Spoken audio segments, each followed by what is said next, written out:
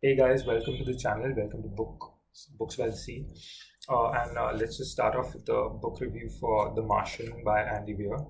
So this is the second book that I've actually read from the 52 book challenge list. The first book being Oceanside Blues by Dhruv Butt. I didn't get to make a review for that book because I didn't come up with the idea of making book reviews at that point of time, and that's something I read very early in the year. I think Jan 2020. But I will definitely make a book review for that book for Oceanside Blues because of how niche that particular author is and how niche that particular book is. You probably won't find reviews for Oceanside Blues on Goodreads or any of the major websites or stuff like that. I will definitely make a review for that book in the near future. But let's get into The Martian, which is the book review that I'm doing today. This is the second book that I've read from the two book list, and there's a whole story behind how I got this book. It's in my blog, and let's get down to it. So basically, The Martian is a survivalist adventure kind of book set around a futuristic time point, somewhere close in the near future, not like completely futuristic. It's somewhere within the foreseeable future, so it's not really something out there. A lot of concepts, a lot of technology that is mentioned in this book is actually developed right now, and with SpaceX and with NASA going about how they are going right now, I'm pretty sure this could be a reality soon. Maybe not this exact reality, but a lot of concepts are not very hard to believe in the book. So what this book is about? This book is about Mark Watney, who's a botanist come mechanical engineer, who's stranded on Mars all by himself when his crew mistakenly thinks that he's dead during a sandstorm on Mars, and leaves him behind. And they manage to escape from the planet, and Mark Watney stays behind. So this is his journey towards getting back to civilization, getting help, getting off the planet. Now, this book this book follows a lot of themes which we've seen before in different other stories and other books. The most common one, or the most interlinked one that I find, is Robinson Crusoe. So if someone asked me about this, I would definitely say this is a modern day Robinson Crusoe story, or like a postmodern Robinson Crusoe story, just because how similar it is with regards to the story. It's a brilliant concept, though. It's like almost as if the author sat down and thought, "Oh, Robinson Crusoe. I wonder what a man in a similar situation would do. In an ultra modern setting." So I love these kind of books. First of all, I love these kind of themes wherein a man is by himself, um, you know, or a woman or whatever it is by himself, in a setting where they are pitted against all odds, where they have to survive with bare essentials, find shelter, and go about tasks, to get back towards civilization. I'm a sucker for these kind of books. I love Robinson Crusoe. I love The Hatchet also. And so this is a similar themed book. So I I really like the concept behind this, and it's a very very interesting idea. It's a very interesting thought process, and an unexplored thought process. So it's something a little fresh. It's something a little different, and I really like that. Now coming towards the writing style, this is a really technical book. And when I say technical, I don't mean it in a like an Encyclopedia Britannica kind of way. I mean to say it in a way where every single action that Mark Watney, who the protagonist is, every action that he carries out is explained in detail using STEM terminology and using really technical descriptions. So if you haven't done science, or if you aren't into STEM, you'll find this a little bit boring. Maybe the amount of detail that he goes into explaining at a molecular level at certain times, the different aspects of what Mark is doing and what the scenario is. even though I've done science, I took science in 11, 12, even though I have a bachelor's degree in pharmacy, I found this a bit tedious whilst reading it. And since a lot of things that Mark does involves a lot of mechanical engineering, which is explained in depth, and although Andy Weir tries his best to describe the scenario in a sort of visual aspect, it's very difficult for a layperson, or difficult even for me to visualize it. Like it doesn't create a mind picture when I'm reading it, just because I don't know what those particular things look like, and I don't know what's really happening. Weir tries his best to explain it in a visual format. He tries to explain, he gives dimensions, he gives sizes, he tries to compare it to various different things, but it's still very, very difficult if you aren't from a STEM background, if you aren't from an engineering background, or science background, basically. A lot of times I had to pause and Google stuff just to picturize it and put it into my head. It's really that technical, and after a while it sort of gets irritating because you can't immerse yourself into the book, because he just keeps going, like, he'll be describing the rover, and he'll be describing different valves and different airlocks and stuff like that. So for someone who's not seen a rover, or someone who's not seen something like that, it's very difficult to like immerse yourself or like create a mental picture in your mind whilst reading this book, which always spoils immersion. I don't really like books which sort of describe things where you can't really picture them. But this is one of the drawbacks of writing in this format, of this sort of hyper modern format. It's very, very difficult to convey that, and in certain cases he hits it out of the park with the way he describes things, but in certain cases it sort of leaves you lacking, with this feeling of not really immersing yourself into the storyline, or not really visualizing it. And this is one of the things which I like better in the movie, for this book, where it's more visual, so you can sort of understand what's happening without really delving into that descriptive detail at every single time point. Speaking of the movie, I don't really like reading books after I've watched a movie. I don't really like to compare books to movies, but I do feel the movie experience was a little better than the book experience. And this is the first time I'm saying it. I'm not really a fan of movies and books. Like, I've always found the books better tell the story than the movie adaptations. But this is one case where I would disagree with my normal ideology, wherein I do feel that the movie sort of encompasses the story as a whole better than the book itself. The next thing I'd like to talk about is the characters and the development of the characters. This is another thing which really I found really, really frustrating throughout the book. That it didn't feel like I'm reading about a man who's stuck on Mars. It felt like I was reading about a man who's sitting in his living room or sitting in his bedroom, who's imagining what it would be like. It would be like, you're going to a house party or something like that, and all of you guys are sitting and drinking. One of the guys suddenly goes, "Hey, you know what? I wonder what it'd be like getting stuck on Mars." And then he would explain all of the different things that he would do. So it feels like that. It doesn't feel like this. First of all, this book is written in the format of a two-part format. One's a diary sort of log format, wherein Mark Watney is logging in his daily activities or any significant thing that's happening in his life. And then there's a third-person format where they're describing the events on Earth and on the spaceship, which is taking the rest of the crew home.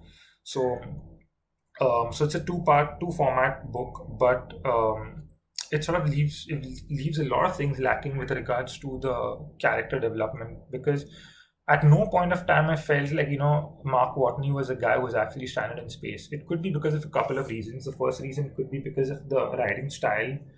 It's very fluid, very simple writing style, even though it's very technical. It's a very, very very simple writing style, and there's not a lot of depth given towards character development throughout the style. And the second thing is the character itself. So Mark Watney is supposed to be the sort of happy-go-lucky, very fun guy, very let's see about it when it happens, that sort of a guy. So maybe because of how flippant the character is to his own situation, you sort of feel like okay, you don't feel like this is a guy who's stuck on a planet like billions of miles away, billions of miles away. And it feels like this is just a guy who's never experienced this, who's telling a story of Mark Watney. It actually feels like I'm reading about the author's version of Mark Watney's events. It doesn't feel like I'm actually reading what Mark Watney wrote. The style, the character is a little immature sometimes, even though he's supposed to be this genius guy. So he's a little immature, and there's no character progression. There's just absolutely the Mark Watney who was stuck on day Sol 1, which is how they term, the terminology for the different days on Mars. So Mark Watney is the same on Sol 1, and he's the same on the last day when he reconnects with the spaceship taking him home. There's absolutely no character development. It's just the same guy throughout. He's been on Mars for more than a year. There is no sort of mental difference. There's no psychological difference, and that's something which really I didn't feel like that's another reason why I didn't feel like I was reading about a person who was stuck on Mars. This isn't isolated just to the protagonist. It's isolated to all of. I mean, it's spread to all of the characters, from his mission commander to the guys who are trying to bring him home. The directors and the various team members of NASA who are trying to coordinate with him. There's just no flesh in the characters. It's just like a guy and a name. Okay, this is his name, this is his designation, this is what he's trying to do, to get him home. There's absolutely nothing which showcases anybody's character. And if there is something, it's very watery, it's very dilute, it's not really fleshed out really well. Even the protagonist, even Mark Watney, you're supposed to feel empathy for him. He's supposed to make you feel something. And when I was reading this book, I really didn't feel anything for Mark Watney. Except for maybe a couple of moments, I really didn't feel anything. It felt more like a how-to book, like how to get this book would have been better if it was titled "How to Get Yourself Off Mars." It felt more like an instruction book, and it just felt very robotic, very analytical. Where it's just like, this is the problem, this is the solution, this is the problem, this is what I did, this is the problem, this is what I did, with a little bit of humor thrown into it. So it definitely felt like someone who really likes fantasy has written this book. Like, not fantasy, someone who really likes sci-fi has written this book, and kind of shows. And wasn't a fan of that as well. And so that's one of the things. So overall, what do I think about the book? I really like the idea. I really like the theme. I really like. I actually like the writing style a bit, because it's fluid. It's a dynamic. It gets you from chapter to chapter. You don't feel like putting the book down at any given point of time. It's thrilling, but not that. It's not a huge thriller or something. It's not like something that will keep you on the edge of your seat. Or maybe I'm biased because I've seen the movie, so maybe I'm biased about that aspect of it, but it really flows well. But it's often speed bumps whilst reading with how technical it gets. I understand why it's so technical, and I understand that um, the amount of detail that's gone into making this book is very, very, very well researched. As someone who's done science, I can personally vouch for the fact that a lot of concepts what he explores within the book are on point, they're rational. You don't feel like this is something really stupid, or this is something really frivolous or something like that. But it's definitely well researched. But that being said, it also bogs down on the reader when he's reading through like texts and texts of scientific reactions and correlations and stuff like that, and sort of takes it away from the overall aspect. Like, in the end, the reader is reading about a man who's stuck on Mars. That should be the first aspect, but a lot of time it delves into the problem solving aspect of each action. That's something which I really didn't like. It's not that I didn't like it, as I do feel that it bogs down on the reader a lot. The other thing which I feel is completely non-existent is the character development. You can just literally not, there aren't any characters in this book. Like, it's just humans with names. That's it. Like, there's no character development, there's no progression. You don't see any change in the characters. Like, even after hearing like huge bits of news, you don't feel any change. You don't feel any reflection in the characters. There are themes of cannibalism which are explored. There are themes where major characters get huge news, with regards to the life and death of Mark Watney and stuff like that. But there's absolutely no reaction shown, and if it is, it's very minimal. I don't know whether he was trying to portray that astronauts are in this sort of zone all the time, but it's kind of hard to believe that someone would be like in the zone all the time and not really feel anything. So that's another thing which I really didn't like. Again, brilliant concept. I would I wouldn't put it on in any list of the greatest sci-fi books ever or anything like that. I did see it in a lot of lists like that, but I definitely wouldn't put it on that. I do feel there are better sci-fi books out there, and props for the idea behind this book, and a lot of props to the research. A lot of research has gone into this. If you are a nerd that really likes problem solving, for me, I like that problem solving part, because for me, in a way, it's really therapeutic when someone is sort of stuck in the situation where he doesn't have anything and then he goes problem solving. It just feels good to me. It's a feel good thing. But apart from that, I didn't really find a lot about this book to get hyped over. And I would probably rate this book around 3.5 out of 5. It's something I will probably read on a good weekend or on a flight when maybe not on a flight, but maybe when you're traveling or something like that. But it's not a keeper. You wouldn't sort of classify this as a legendary book or a classic book or anything like that. But it's a good read overall. So yeah, so I hope you guys liked that review. Mariko, I hope you believe me now that I did read this book. Just before the video ends, let's talk about the cover art. I'm not a huge fan of cover art which has like the movie, like for example now a motion picture, and I don't like that kind of stuff. But for a book of this sort, it sort of makes sense, I guess. The amount of time that it took to read this book, I bought this book at around 12 in the morning. I started reading it immediately after lunch, and I was done before I went to sleep, or done before nighttime. So probably 8 to 10 hours of intermittent continuous reading with a few breaks in between would suffice if you want to read this book. You can definitely do it in one sitting. You can definitely do it over a weekend. You can definitely do it in a very long car ride or a travel scenario. I mean, if you're traveling from like Goa to Bombay by train, definitely you can pick this book up and be done with it by the time you reach.